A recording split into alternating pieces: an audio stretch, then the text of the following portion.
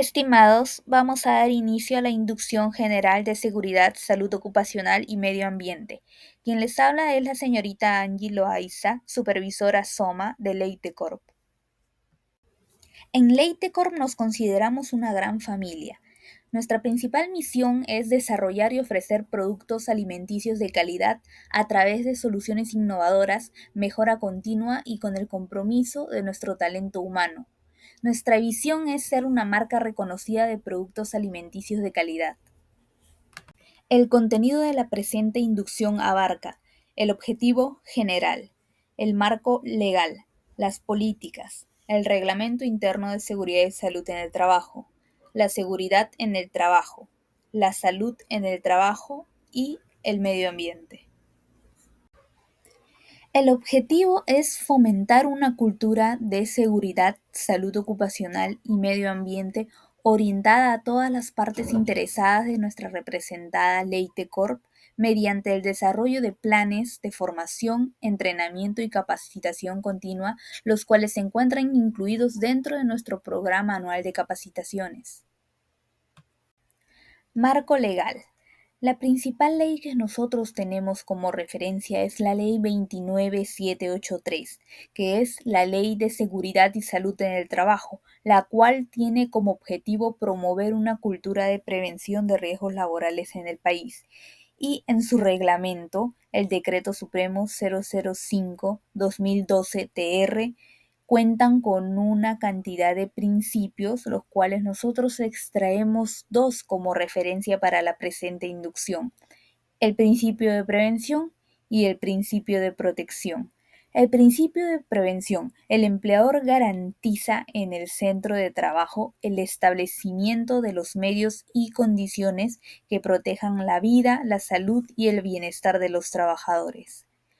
El principio de protección: los trabajadores tienen derecho a que el Estado y los empleadores aseguren condiciones de trabajo dignas que les garanticen un estado de vida saludable, física, mental y socialmente. En el artículo 49 vemos las obligaciones del empleador, en el cual oportuna capacitación al momento de la contratación, cualquiera sea la modalidad o duración, durante el desempeño de la labor o cuando se produzcan cambios o daños a la seguridad y salud. En el artículo 79 vemos las obligaciones del trabajador, el cual es cumplir con las normas, reglamentos e instrucciones de los programas de seguridad y salud en el trabajo. Política integrada del sistema de gestión de seguridad, salud ocupacional y medio ambiente. En primer lugar, tenemos que tener bien claro qué es una política. La política viene a ser el máximo nivel de compromiso que tiene en este caso el empleador para nosotros como sus trabajadores en los aspectos de seguridad, salud ocupacional y medio ambiente. ¿A qué se compromete? Básicamente la política se centra en proteger nuestra seguridad en nuestras labores si es que nosotros somos trabajadores o quizás somos una visita de la empresa. Proteger nuestra salud durante toda nuestra estadía en la empresa y finalmente también proteger el medio ambiente, preservar el ecosistema. En nuestra política podemos observar los puntos a los cuales se compromete nuestro empleador. Reglamento interno de seguridad y salud en el trabajo. Hoy quiero hablarles de la importancia del Reglamento Interno de Seguridad y Salud en el Trabajo de Leitecorp, porque más allá de ser un documento formal, este reglamento es fundamental para nuestra seguridad y bienestar. Aquí no solo hablamos de cumplir con la ley, sino de cuidar lo más valioso que tenemos, nuestra salud y nuestra integridad física. Este reglamento define claramente nuestros derechos y deberes. Como trabajadores tenemos el derecho a trabajar en un entorno seguro, a recibir la formación adecuada y a contar con el equipo necesario para protegernos. Pero también tenemos la responsabilidad de seguir las normas, reportar cualquier riesgo y contribuir a un ambiente de trabajo más seguro. ¿Por qué es importante? porque el cumplimiento de este reglamento reduce los accidentes laborales y prevé las enfermedades relacionadas con el trabajo. Nos protege a todos y evita que situaciones imprevistas pongan en peligro nuestra seguridad. Además, promueve una cultura de prevención, que es más eficiente que esperar a que ocurra un accidente para tomar medidas.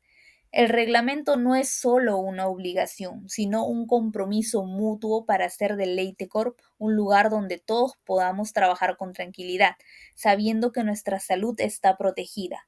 Al final del día, la seguridad de todos depende de que cada uno cumpla con su parte. Por eso, respetar las normas no es opcional, es esencial para que todos podamos trabajar de forma segura y saludable.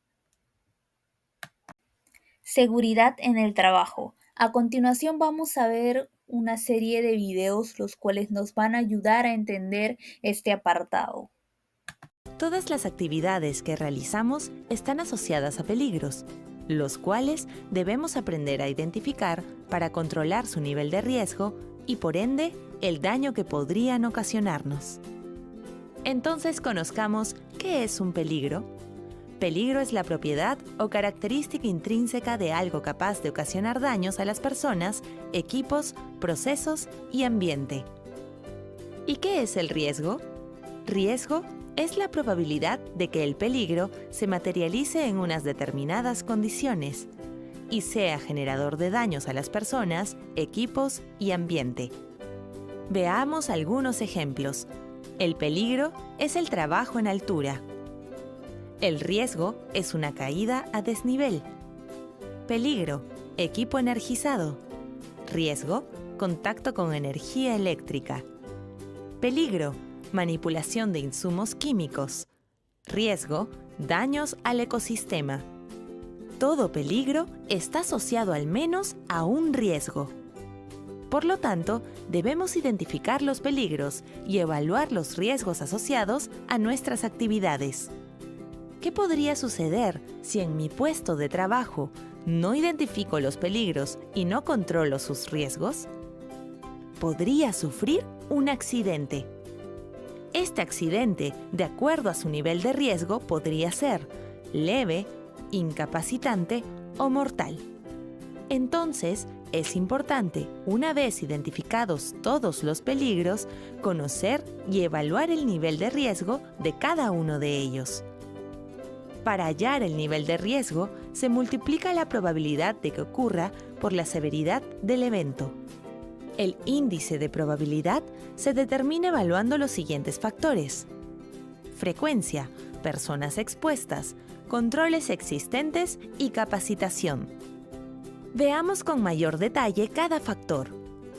¿Con qué frecuencia realizo esta actividad? A mayor frecuencia, será mayor la probabilidad de que ocurra el evento. ¿Cuántas personas están expuestas al peligro? A mayor cantidad de personas, será mayor la probabilidad de que ocurra el evento. ¿Con qué controles cuento para afrontar el peligro? A menor efectividad de los controles, será mayor la probabilidad de que ocurra el evento. ¿Estoy capacitado para realizar la actividad? Cuanto menor sea la capacitación, será mayor la probabilidad de que ocurra el evento. Ahora, el índice de severidad se determina según las consecuencias que nos afectarían si sufrimos un daño. En caso de sufrir un daño sin lesión, el índice de severidad será bajo. Si sufrimos una lesión con incapacidad temporal, el índice de severidad será medio. Y si sufrimos una lesión con incapacidad permanente o incluso la muerte, el índice de severidad será alto. Luego de obtenidos los índices de probabilidad y severidad, los multiplicamos para obtener el nivel de riesgo, que puede ser bajo, medio o alto. Como dijimos anteriormente, identificamos peligros y evaluamos los riesgos asociados a nuestras actividades para controlarlos y prevenir accidentes de trabajo. Una vez evaluado, para reducir el nivel de riesgo, podemos aplicar las siguientes medidas de control. Eliminar el peligro. Sustituir el peligro. Implementar controles de ingeniería. usar controles administrativos, usar equipos de protección personal. Veamos cómo se aplican estas medidas de control en el mantenimiento de una torre de alta tensión. Cuando realizamos el acátese-soátese, eliminamos el peligro. Cuando usamos el limpiador biodegradable, sustituimos el peligro. Cuando usamos peldaños en las torres para realizar el ascenso hacia las estructuras, aplicamos un control de ingeniería. Cuando conocemos los procedimientos y solicitamos los permisos de trabajo, aplicamos controles administrativos. Finalmente, utilizamos el equipo de protección, arnés, casco, lentes, para actividades de altura. Identificando el peligro, determinando el nivel de riesgo y aplicando las medidas necesarias para reducirlo, estamos listos para realizar un trabajo seguro y excelente. Si pones en práctica lo visto, previenes una pérdida para ti, para tu familia y para el ambiente. A continuación vamos a ver un ejemplo extraído de nuestras labores diarias, la producción de manjar y foch, donde identificamos dos peligros: tuberías de vapor, en el cual su riesgo es contacto con superficie caliente e inhalación, y se le da unas medidas de control, señaléticas de superficies calientes, procedimientos e instructivos de trabajo y delimitación de las áreas de trabajo. Otro peligro que se identifica para esta actividad es el transporte de baldes y galones, que nos da un riesgo ergonómico. Y sus medidas de control sería el uso de una faja lumbar, instructivos o procedimientos de trabajo, capacitación de ergonomía para nuestro personal. Tenemos que tener claro que cada peligro conlleva un riesgo y por ende tenemos que determinar medidas de control. Cada actividad siempre va a tener como mínimo un peligro. Primero tenemos que saber bien qué es un peligro y qué es un riesgo, ¿correcto? Peligro es una condición que puede causar una lesión, enfermedad, daño a la propiedad y o paralización del proceso. Y riesgo es la probabilidad de que ese peligro se convierta en una pérdida. ¿Qué quiere decir con esto? Es de que peligro es todo daño a la persona, a la propiedad o al proceso, ¿correcto? Y el riesgo es la probabilidad de que esto se materialice, de que esto ocurra, de que esta pérdida ocurra, ¿correcto? Cuando se revisa el proceso de control de riesgos, primero se tiene que determinar qué actividades, qué tareas va a realizar, en este caso, un trabajador, ¿no? Seguido de eso, ya enlistado las actividades, las tareas, se determina el peligro, ¿no? ¿Cuáles son los peligros, cuáles son los daños que pueda tener la persona al realizar esta actividad, ¿no? Luego de definir el peligro, se identifican los riesgos y se valoriza los riesgos por niveles, ¿no? En este caso, se tiene que determinar el riesgo, ¿no?, por este peligro, ¿no?, y se tiene que categorizar, valorar el nivel de riesgo. En este caso tenemos un nivel de riesgo alto porque es un aplastamiento, ¿no?, el daño, la lesión que pueda recibir el trabajador al hacer esta actividad. ¿Correcto? Entonces, una vez determinado el riesgo, ¿no?, por estas actividades, ¿no?, se determina los controles, ¿no? Los tipos de controles que vamos a revisar son desde la eliminación, sustitución, ingeniería, administración y equipos de protección personal. ¿Correcto? Esto va desde el más efectivo, que son los de eliminación y sustitución de preferencia, ¿no?, hasta el menos efectivo, que es el de equipo de protección personal. Este tipo de control, que es el tema de EPPs, es el último filtro antes de que ocurra un accidente. Recordemos esto. Entonces, antes de esto, se tiene que haber revisado otros tipos de controles justamente para prevenir situaciones como esta, ¿no? Bien, vamos ahora a continuación a revisar cada tipo de control de riesgo. Viendo ahora los tipos de control de riesgo más en detalle, Vemos ahora el de eliminación, ¿no? Que es el más efectivo de los tipos de control de riesgo que hemos visto. Esto básicamente pues es eliminar el peligro del lugar de trabajo, tarea, proceso, método, material, ¿no? Por ejemplo, si es que hablamos de que una escalera está defectuosa, hablamos de quitar la escalera y reemplazar por una de mejor condición, ¿no? Como ejemplo de eliminación y cómo se controla ese tipo de riesgo, ¿no? Seguido de eliminación, vemos el tema de sustitución. Sustitución es la actividad, el proceso, el material o la sustancia por una menos peligrosa, ¿no? Acá vemos el ejemplo del caso que hemos visto hace unos momentos, ¿no? Donde este robot pues reemplaza al trabajador, ¿no? Cosa que si es que llega a suceder lo peor, pues no le causaría daño al trabajador, ¿correcto? Ese es el ejemplo de sustitución. Luego de sustitución, podemos ver otro tipo de control de riesgos que es el de ingeniería.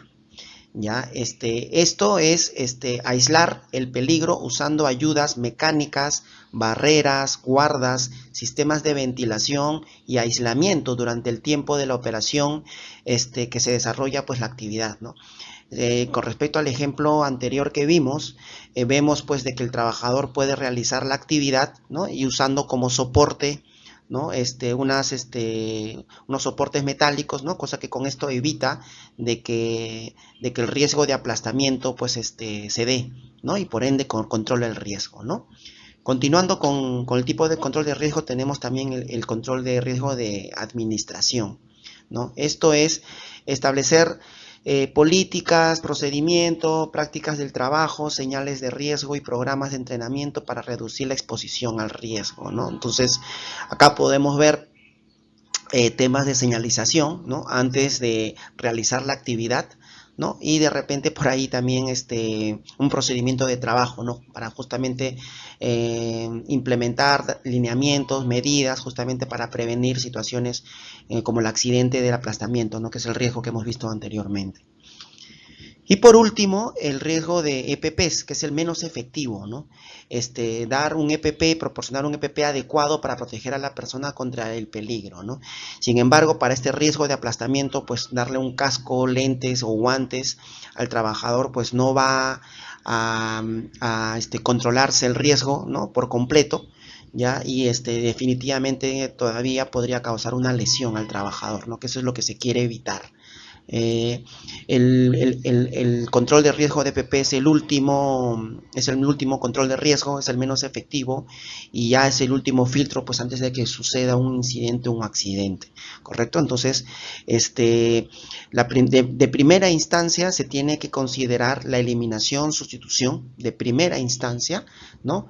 Ya luego de esto, si es que no es factible, no es posible por medios económicos, por un tema de recursos de la empresa que no puede implementar estos controles de riesgo para esas actividades, ya entonces se evaluaría la implementación de ingeniería, ¿no? Y administración, ¿no? Y por último, el tema de PPs. ¿Qué son los señalamientos?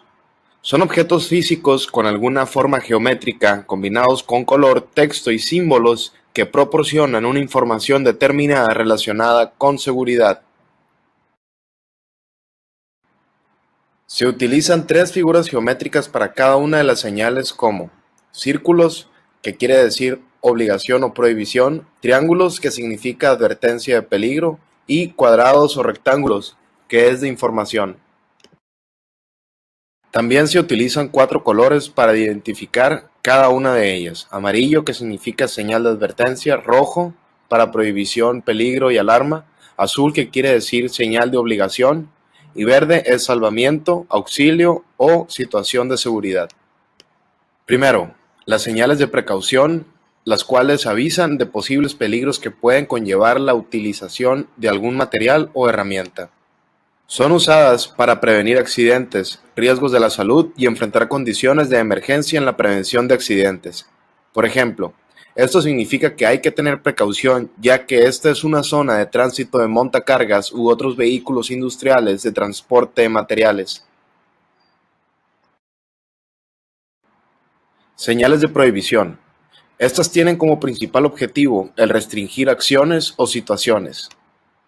Las señales de prohibición son utilizadas dentro y fuera de la empresa para impedir ciertas actividades que ponen en peligro la salud propia o de otros trabajadores. Un ejemplo de estas sería la señal de prohibido el paso, lo que significa que solo puede entrar personal autorizado a esta zona. También se encuentran las señales de seguridad que indican la obligatoriedad de utilizar protecciones adecuadas para evitar accidentes. Estas se utilizan para indicar a los trabajadores qué acciones deben de realizar para así evitar un accidente. Por ejemplo, esta señal indica que es obligatorio el uso de casco de protección dentro de la fábrica. Por otro lado, tenemos las señales de auxilio, que estas ayudan y proporcionan información acerca de los equipos de auxilio que se encuentran dentro y fuera de la fábrica. Este tipo de señales tiene como objetivo advertir al personal sobre los lugares donde se encuentran salidas de emergencia, lugares de primeros auxilios o llamadas de socorro, emplazamiento para lavabos o duchas de contaminación. Y por último, se encuentran las señales de incendios, las cuales indican la ubicación o lugar donde se encuentran los dispositivos o instrumentos de lucha contra incendios. Estos señalamientos de seguridad son usados para proporcionar información necesaria e indican claramente la ubicación de los equipos para combatir incendios, como extintores, mangueras, entre otros. Los señalamientos de seguridad industrial son muy importantes tanto para la empresa como para cada individuo que la conforma, ya que esos contribuyen con la seguridad personal y de terceros como proveedores, clientes y visitantes.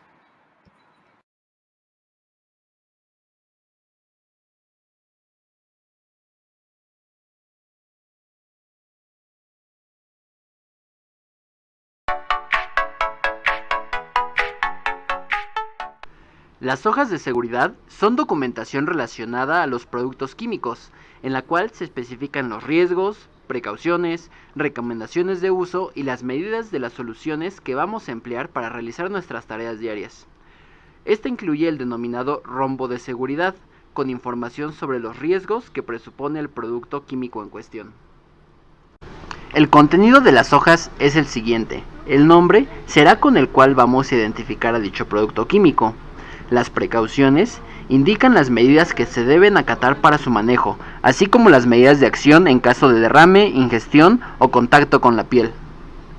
La indumentaria necesaria nos indica el equipo de protección que se deberá utilizar para la correcta manipulación del producto.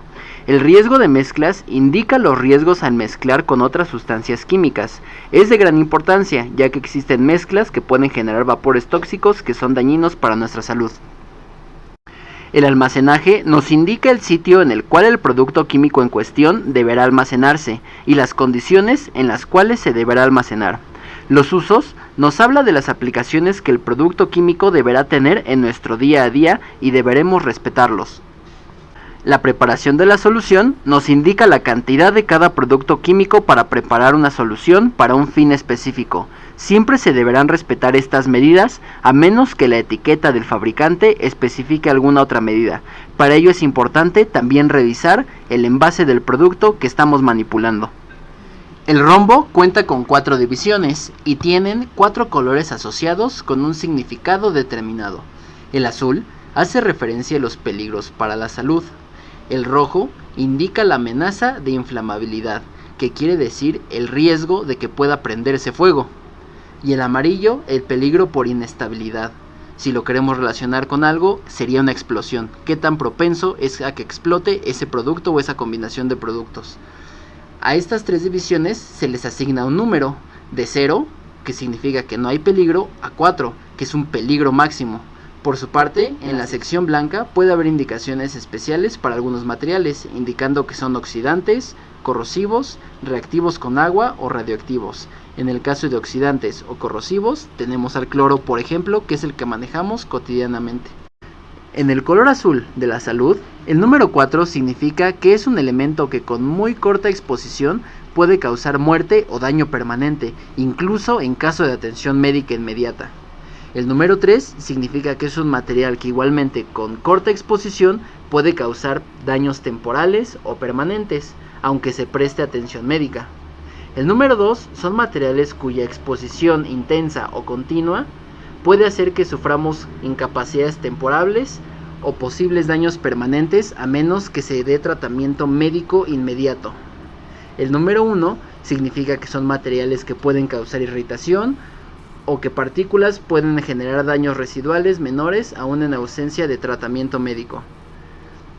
El número 0 o la ausencia de número significa que son materiales con los cuales no existe peligro en caso de ingestión o inhalación en dosis considerables, como el cloruro de sodio. En el color rojo de inflamabilidad, el número 4 significa que es un material que se puede encender debajo de 25 grados, que es la temperatura ambiente. El número 3 debajo de 37, el número 2 debajo de 93, ya cerca del punto de ebullición del agua. El número 1 significa que se enciende a más de 93 grados y el número 0 o la ausencia de número significa que prácticamente no se puede encender.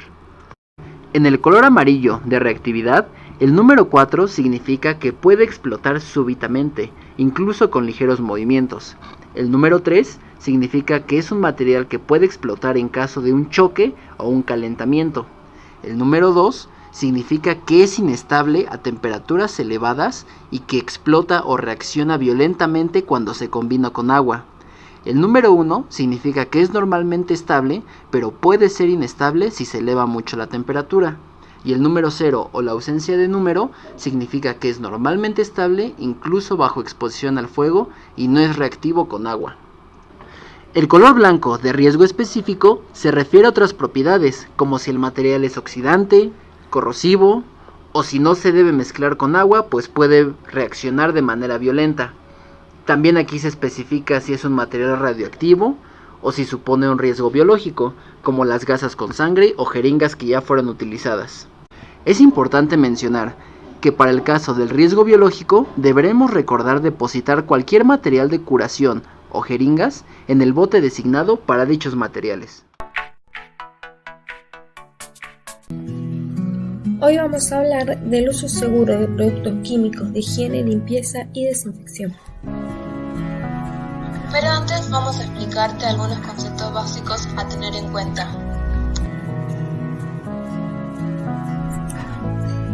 La limpieza se lleva a cabo para eliminar todos los materiales indeseables, suciedad, grasa, mugre, entre otras, y con ello, por arrastre, los microorganismos adheridos a las superficies. La desinfección es la eliminación de suciedad e impurezas de las superficies utilizando agua y jabón o detergente. Es eficaz cuando la superficie está limpia. Reduce aún más el riesgo de propagación de infecciones. Un producto químico es un conjunto de compuestos químicos, aunque también puede que sea solo un compuesto, destinado a cumplir una función. Según su composición, puede servir para eliminar, desengrasar y desinfectar o realizar un proceso industrial. Un microorganismo es un organismo de tamaño muy pequeño que solo puede apreciarse con la ayuda de un microscopio. Los microorganismos son microscópicos. Estos pueden ser bacterias, hongos, parásitos, virus. ¿Cómo prevenir los microorganismos? Es importante mantener una limpieza constante, separar los alimentos crudos y cocidos, lavarse las manos frecuentemente, proteger los alimentos de insectos, plagas y animales.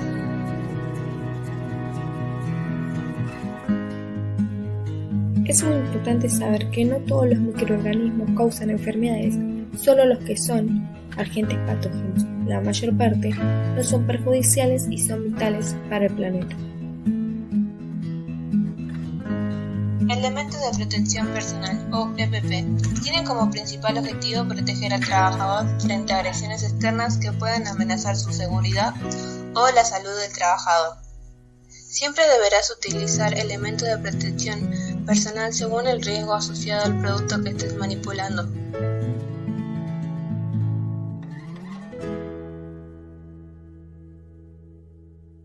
Y de todo mi arsenal de limpieza. Burbujas con aroma a limón. Adiós al polvo. Trapé y presuma.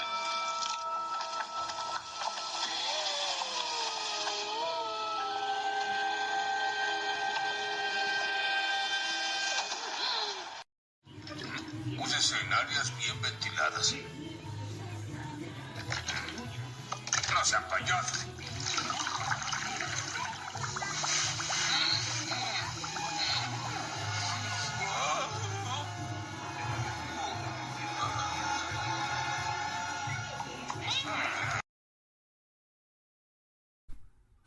¿Cómo lavarse las manos adecuadamente? Mojarse las manos con agua limpia, enjuagarse por al menos 25 segundos, que equivalen a cantar 2 veces el feliz cumpleaños. Y por último, enjuagárselas con agua y secarse las manos con una toalla limpia y seca. Almacenaje de productos de limpieza. Siempre debemos guardarlos alejados de fuente de calor y protegido del rayo del sol. Nunca debemos colocarlos cerca de los alimentos.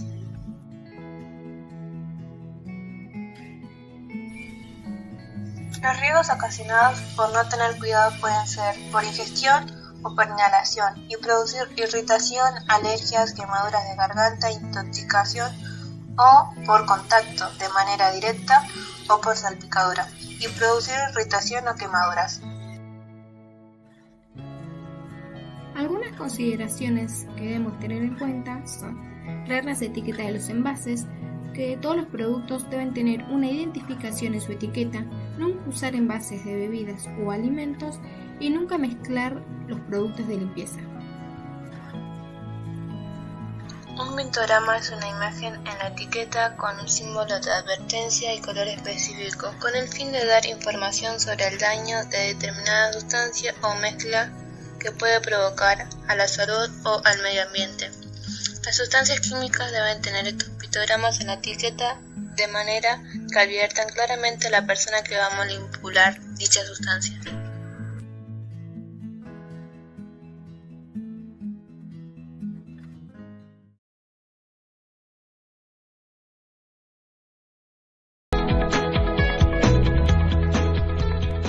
La seguridad es una ocupación permanente y una responsabilidad compartida entre la empresa y cada empleado para preservar el bienestar y la vida de uno mismo. Nuestra seguridad y el bienestar que logremos depende en gran medida de la práctica consciente de las medidas de seguridad adoptadas por la empresa. En la industria existen peligros y riesgos que se deben minimizar, eliminar o controlar con el propósito de proteger la seguridad y la salud de los trabajadores. Por esta razón, el uso del equipo de protección personal es un factor clave para aumentar las medidas de prevención de accidentes y enfermedades profesionales. ¿Qué es el equipo de protección personal? El equipo de protección personal comprende todos aquellos dispositivos, accesorios y vestimentas destinados a proteger la integridad física de quienes operamos las maquinarias, con el propósito de reducir el grado de exposición al riesgo. ¿En qué situaciones debes usar el equipo de protección personal? Cuando no es posible instalar una protección colectiva eficaz. Cuando existe un riesgo residual a pesar de la protección colectiva. En situaciones de riesgo esporádicas de rescate o emergencia.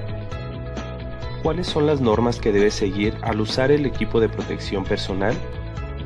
Usa el equipo correcto para el trabajo correcto y de manera correcta. Inspecciona el equipo de protección personal en busca de daños antes y después de usarlo. Reemplaza el equipo que esté defectuoso. Sigue las reglas de seguridad en todo momento. ¿Cuáles son las ventajas del equipo de protección personal? Proporciona una barrera entre los riesgos y tu integridad física. Disminuye la gravedad de las posibles lesiones que pudieras sufrir. Mejora el resguardo de tu integridad física. ¿Cómo se clasifican los equipos de protección personal? El equipo de protección personal más común que usas en el trabajo son los artículos que protegen tus ojos, cara, oídos, cabeza, manos y pies.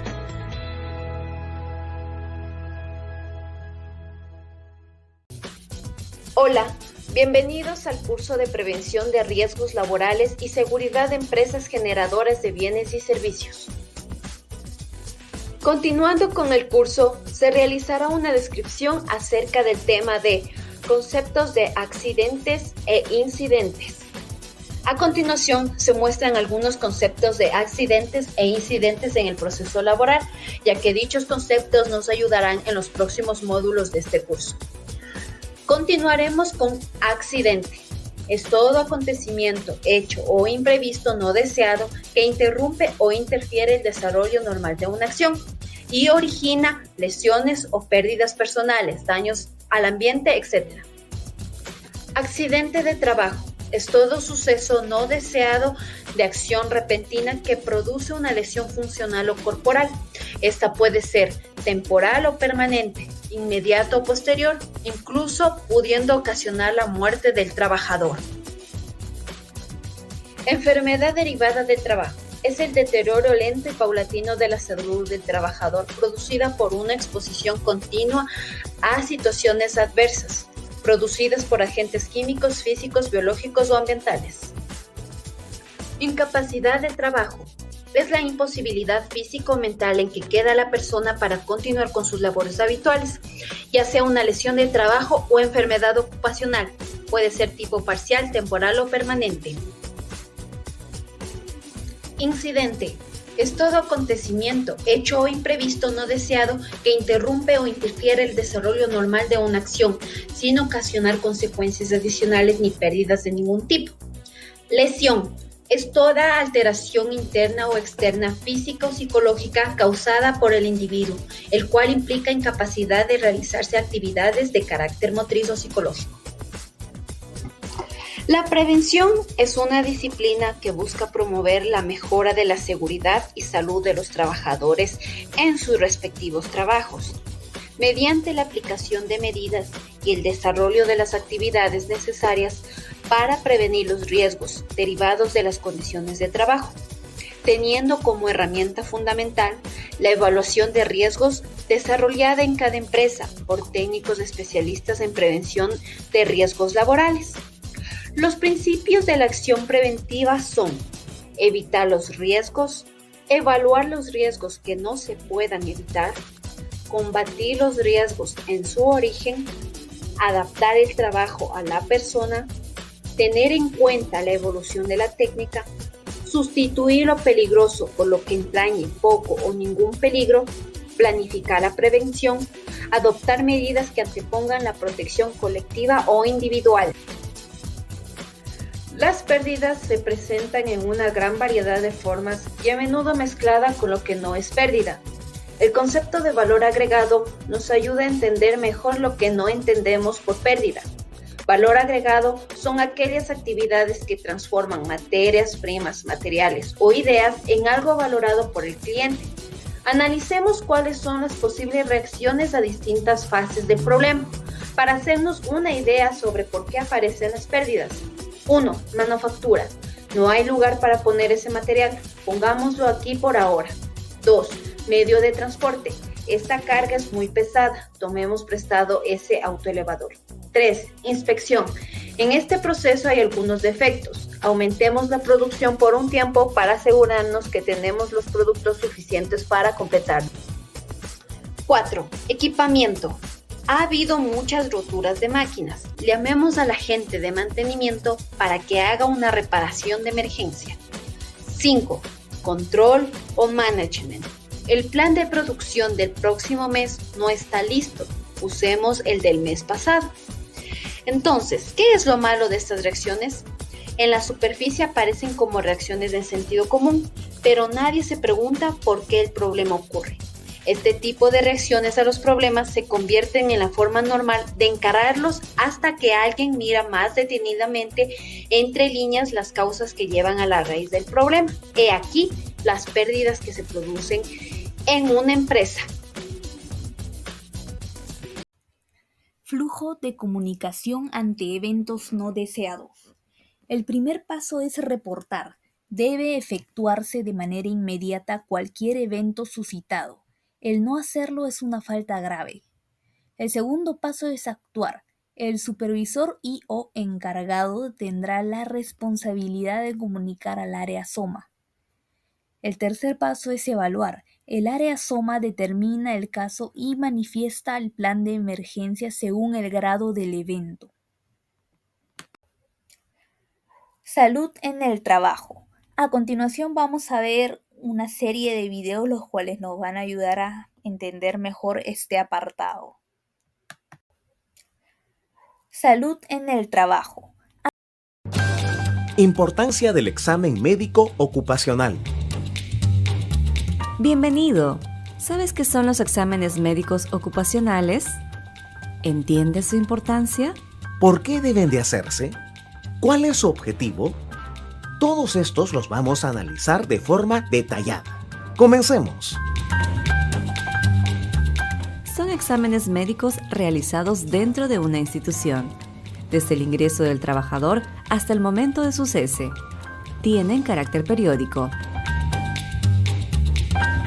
Su objetivo es prevenir y diagnosticar de manera precoz las posibles enfermedades, mediante una serie de exámenes. Un examen médico es un documento confidencial que debe de permanecer bajo custodia del personal médico. Su utilidad es múltiple para programas de salud e información de la persona. La Resolución Ministerial 312-2011 del Ministerio de Salud regula la práctica de evaluaciones médicas ocupacionales, el manejo y contenido de los exámenes médicos ocupacionales. ¿Te has parado a pensar qué sucede si todos los colaboradores no cuentan con el examen médico ocupacional? La empresa se expone a sanciones administrativas, civiles y penales por parte de la Superintendencia Nacional de Fiscalización Laboral, SUNAFIL. No contar con un examen médico vigente de sus colaboradores puede significar el pago de hasta 100 unidades impositivas tributarias. ¿Y cuáles son las consecuencias para el colaborador si no se somete a los exámenes médicos? Según la Ley de Seguridad y Salud en el Trabajo, Ley número 29783, es obligación del colaborador pasar su evaluación médica ocupacional cuando esté citado. En caso de incumplimiento, el colaborador se expone a una llamada de atención, a un memorándum y hasta el despido por causa justa. Pero, ¿cuál es el campo de aplicación de la ley? Empresas públicas y privadas, contratistas y subcontratistas, aseguradoras de riesgo laborales, Fuerzas Armadas y policiales. ¿Cuáles son las clases de evaluaciones médicas ocupacionales?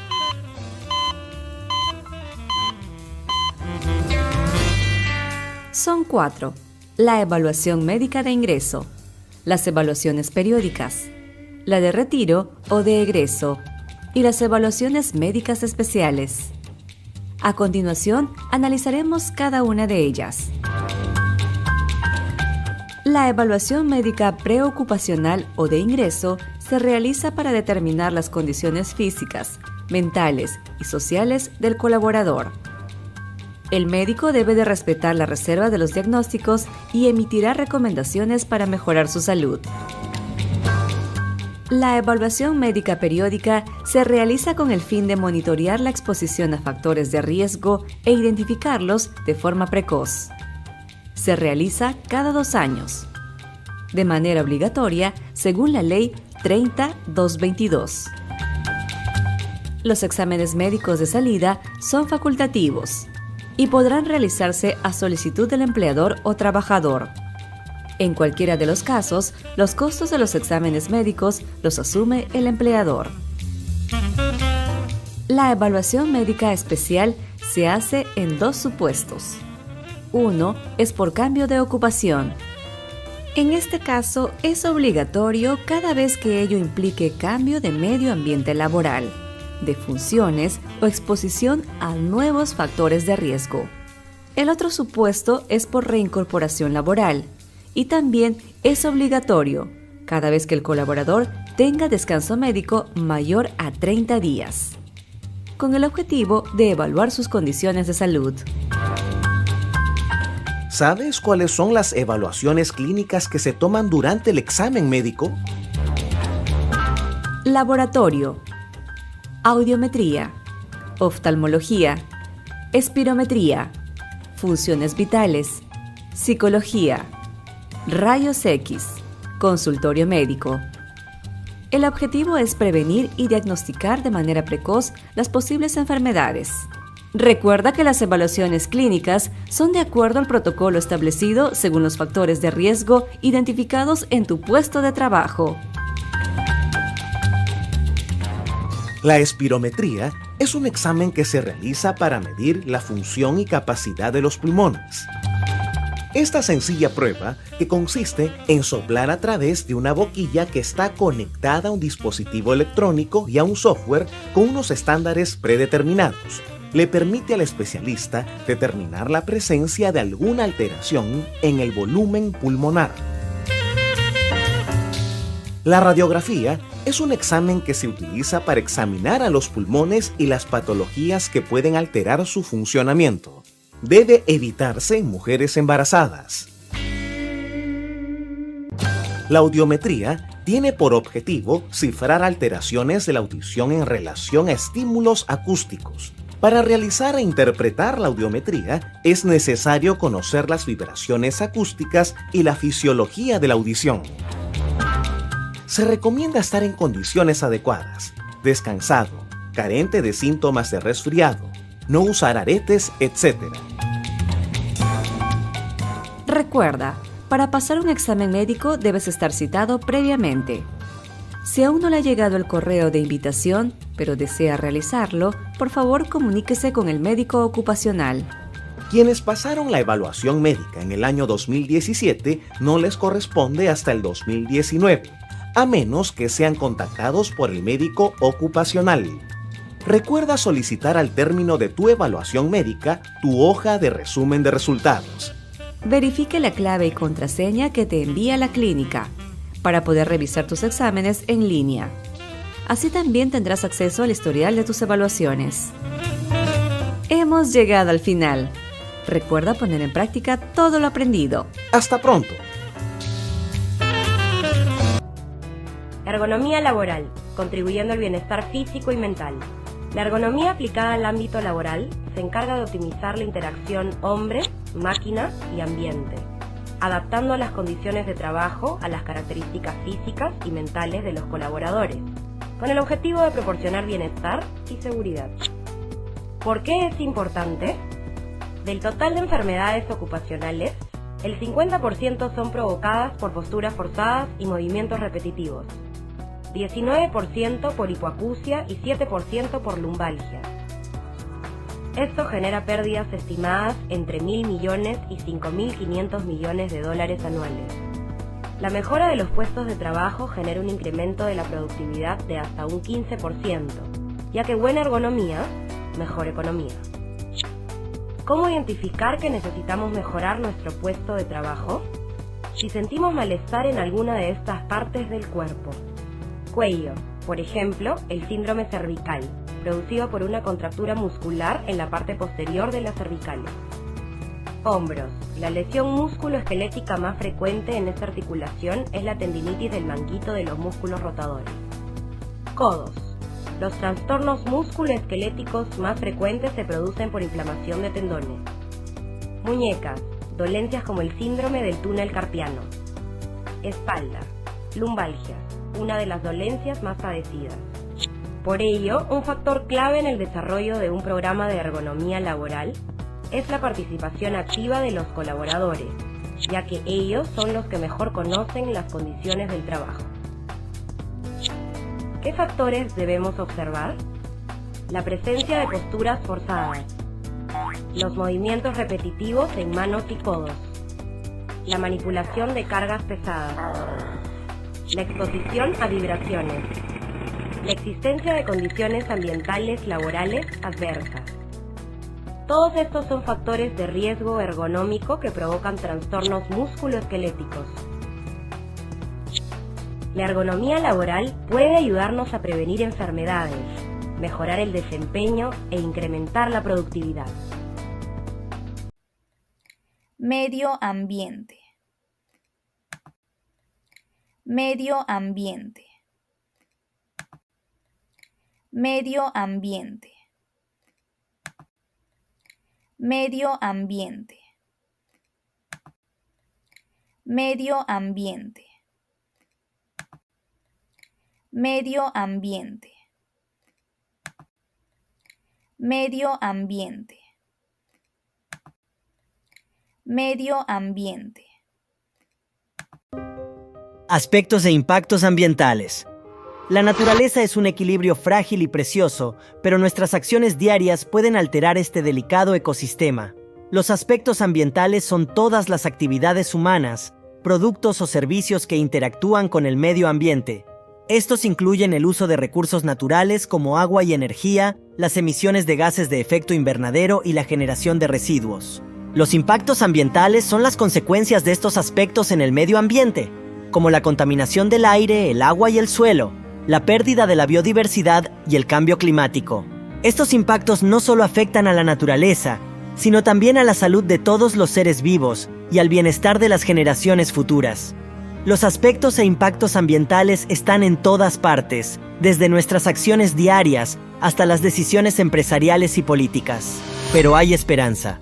Cada uno de nosotros puede tomar medidas para reducir nuestro impacto ambiental y proteger nuestro planeta. Desde reciclar y reducir nuestro consumo de energía hasta apoyar empresas y políticas sostenibles.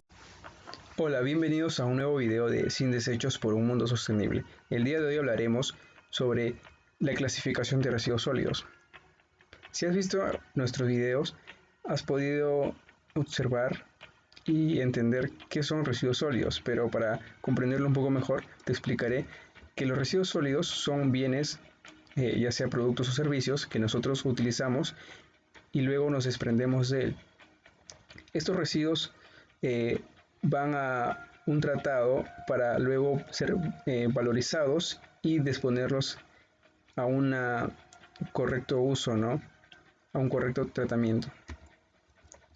Los residuos sólidos luego van a un relleno sanitario, que es lo correcto, para que puedan ser clasificados en diferentes usos y como pueden observar en la imagen, mayormente son así. Bueno, hay fuentes generadoras de residuos sólidos y entre ellos hay dos grupos, residuos municipales y no municipales. En este caso, los residuos municipales son originados por viviendas, restaurantes, entre otros comercios, parques y jardines. Y los residuos no municipales no le compete a la municipalidad, ¿no? Que son residuos de construcción, residuos hospitalarios, residuos agropecuarios y residuos industriales por fábricas. En base a ello existen dos gestiones, gestión municipal y gestión no municipal. En cada una de ellas organiza de diferentes tipos de color cada recipiente para que se puedan almacenar y clasificar los residuos, para luego darles la valorización. Los residuos sólidos se diferencian de la basura porque estos residuos llegan con un valor agregado que puede ser reutilizado, reciclado para otros usos o para otros bienes, otros productos que se puedan industrializar. En base a ello, la municipalidad y el gobierno ha establecido que para la gestión municipal los residuos tienen 4 tipos de contenedores, es decir, 4 tipos de colores: rojo, negro, marrón y verde. En cada uno de ellos se va a botar o dejar este residuo sólido. En caso de el recipiente rojo, son residuos peligrosos, pilas, medicinas vencidas, entre otros, ¿no? En caso del recipiente negro, los residuos no aprovechables, es decir, residuos sanitarios que ya no tienen valor. Y para el recipiente marrón, los residuos orgánicos, que más adelante les voy a detallar. El recipiente verde son residuos aprovechables, que se reciclan como el papel, cartón, vidrio, plástico, entre otros. Ahora, la gestión no municipal contiene más recipientes. Como observan, está el negro, blanco, azul, marrón, amarillo, plomo y rojo. Son en total 7. Aquí lo que se establece es separar individualmente cada residuo. Entonces tenemos en el negro, que es no aprovechable, en el plástico, que son el blanco. Para el azul, el recipiente azul, tenemos papel y cartón. Para el marrón, orgánicos. Para el amarillo son metales. Para el plomo son vidrios. Y para el recipiente rojo son objetos peligrosos. Como ven aquí, el negro, el marrón se repite y el rojo también. Y luego vemos separados. En el anterior caso veíamos que el recipiente verde contenía todo: el papel, el cartón, el vidrio, el plástico. Pero para la gestión no municipal ya lo dividen y lo individualizan, ¿no? Para un mayor control y un mayor valor agregado. Ahora, como vemos, nosotros llamamos basura a todas las imágenes que observamos en este momento, ¿no? Tenemos botellas de vidrio, botellas de plástico, bolsas, ¿no? Papel o cartón, materia orgánica, que son productos de seres vivos, que pueden ser animales o plantas, y metales, entre otros productos. Esta basura comúnmente se llama residuos sólidos porque aún tienen un valor agregado que se les puede dar. Es por ello que tenemos en sí lo que queremos enseñarles es los residuos orgánicos y los residuos inorgánicos, para que puedan dar un mayor, puedan contribuir, ¿no?, a la comunidad separando estos dos tipos de residuos. Los residuos orgánicos, como ya lo había mencionado, generan utilidad y valor, ya que se pueden servir para hacer compost, biodiesel, entre otras utilidades que se le puede dar. Para ser específicos, los residuos orgánicos son restos procedentes de seres vivos. Como vemos en el ejemplo, estos se almacenan en un recipiente marrón y pueden ser cáscaras de huevo, restos de manzana, restos de frutas, si lo generalizamos, restos de seres vivos, todo lo que tenga procedente con seres vivos, plantas o animales.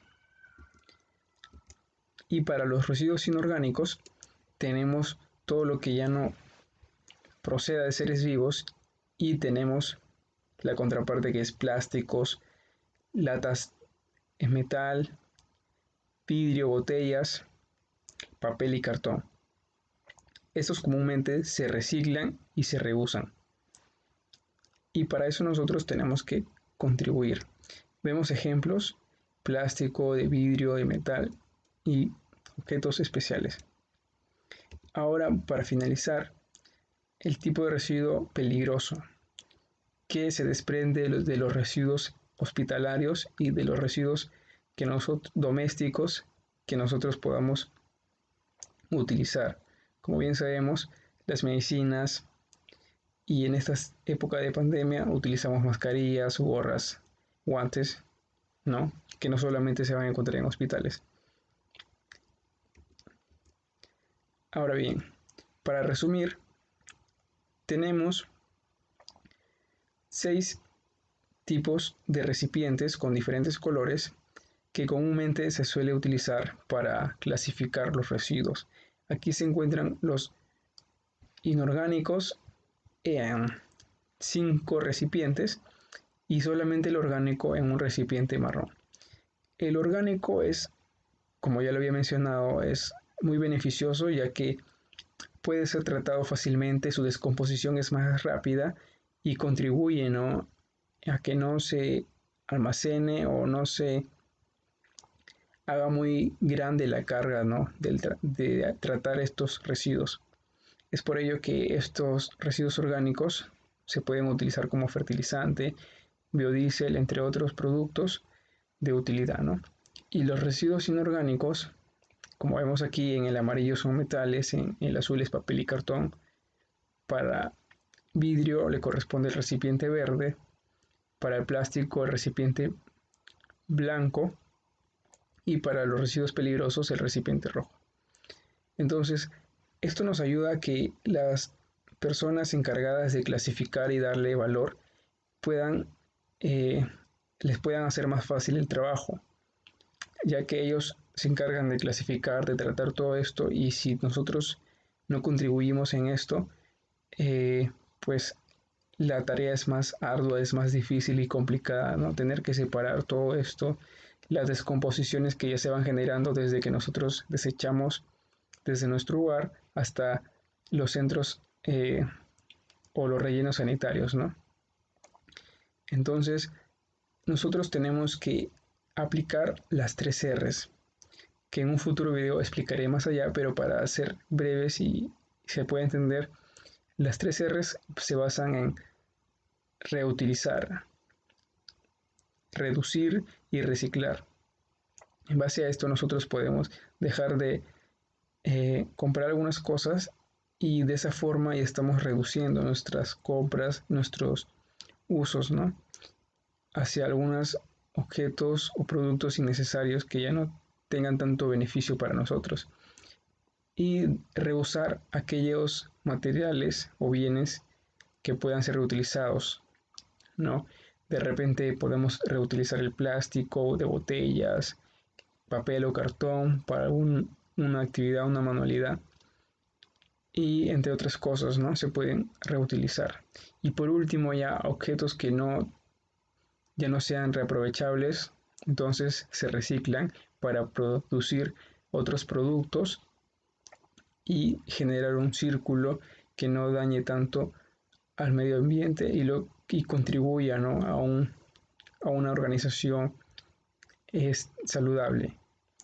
Bueno, en base a esto, tú eliges quién quieres ser, ¿no?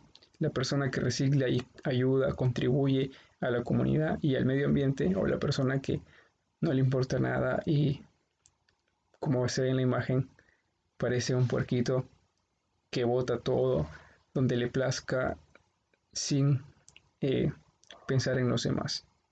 Bueno, muchas gracias, espero que les haya gustado y hayan entendido, ¿no? Los tipos de residuos y cómo se deben clasificar para su disposición final. Hemos llegado al final de nuestra inducción de seguridad, salud ocupacional y medio ambiente. Muchas gracias por su atención. A continuación, llevaremos a cabo una breve evaluación sobre los temas tratados, en el cual la nota mínima aprobatoria es de 14. Muchos éxitos.